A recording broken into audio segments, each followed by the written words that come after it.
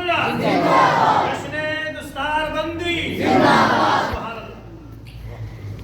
محترم سامعین، اللہ کے نبی سید عالم صلی اللہ علیہ وسلم نے ارشاد فرمایا خیرکم من تعلم القرآن وعلمہ، کہ تم میں سب سے بہتر لوگ وہی ہیں جو قرآن کو سیکھتے ہیں اور سکھاتے ہیں۔ محترم سامعین، اللہ کے نبی سید عالم صلی اللہ علیہ وسلم نے ارشاد فرمایا الماہر بالقرآن مع السفرۃ الکرام البررہ، کہ قرآن کا عالم جو ہے یہ بروز قیامت معزز فرشتوں کے ساتھ ہوگا۔ اور میرے نبی نے فرمایا قرآن مقدس کا ایک حرف پڑھنے پر 10 نیکیاں ملتی ہیں۔ اللہ کے نبی نے فرمایا قرآن کا ایک حرف پڑھنے پر 10 نیکیاں ملتے ہیں۔ فرمایا علم لیس بحرف بل الف حرف ولام حرف ومیم حرف۔ میرے نبی نے فرمایا میں نہیں کہتا کہ علم ایک حرف ہے، بلکہ الف ایک حرف ہے، لام ایک حرف ہے، میم ایک حرف ہے۔ تو پتا چلا جس نے علم کو پڑھ لیا، جس نے ان 3 لفظوں کو پڑھ لیا، تو اس کو 30 نیکیاں مل گئی اور اس کے 30 گناہ مٹا دیے جاتے ہیں۔ اور جس جگہ رب کے مقدس کلام کی، قرآن مقدس کی تلاوت کی جاتی ہے، وہاں پروردگار عالم رحمتوں کی بارش کا نزول فرماتا ہے۔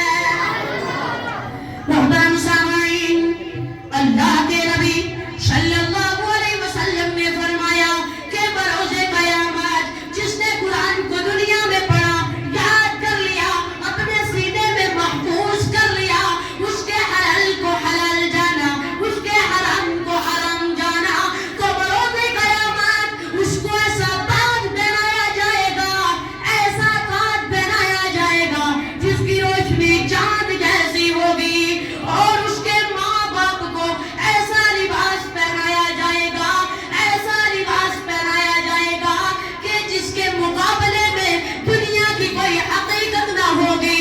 اس حافظ و قاری کے ماں باپ کہیں گے ہمیں یہ لباس کس وجہ سے پہنایا گیا ہے، تو ان سے کہا جائے گا تم کو یہ لباس تمہارے بچے کے قرآن پڑھنے کی وجہ سے پہنایا گیا ہے۔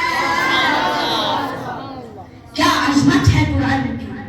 محترم سامعین، دیکھیے آج ہم لوگوں نے قرآن کو پڑھنا چھوڑ دیا، قرآن کے ادب کو چھوڑ دیا، جیسے ویسے قرآن کو ہاتھ میں لیتے ہیں، نہ پڑھنے کا ادب معلوم ہے، نہ چھونے کا ادب معلوم ہے۔ آئیے بزرگان دین سے قرآن کا ادب سیکھتے ہیں۔ ایک مرتبہ بادشاہ محمود غزنوی آرام کے لیے بستر پر تشریف لے جاتے ہیں، تو کیا دیکھتے ہیں کہ طاق میں قرآن مقدس رکھا ہوا ہے۔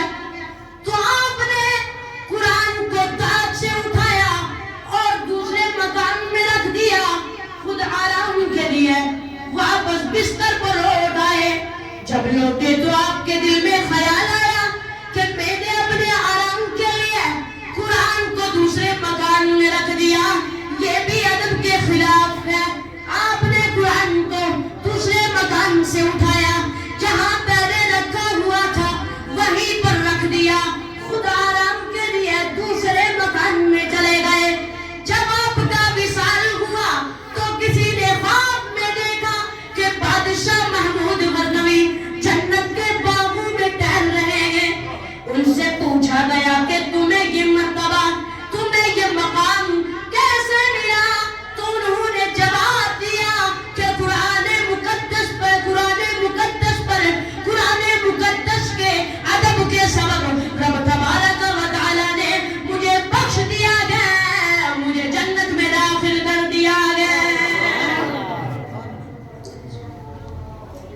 2 اشعار میں آپ کے سامنے بھیجیں کہ کون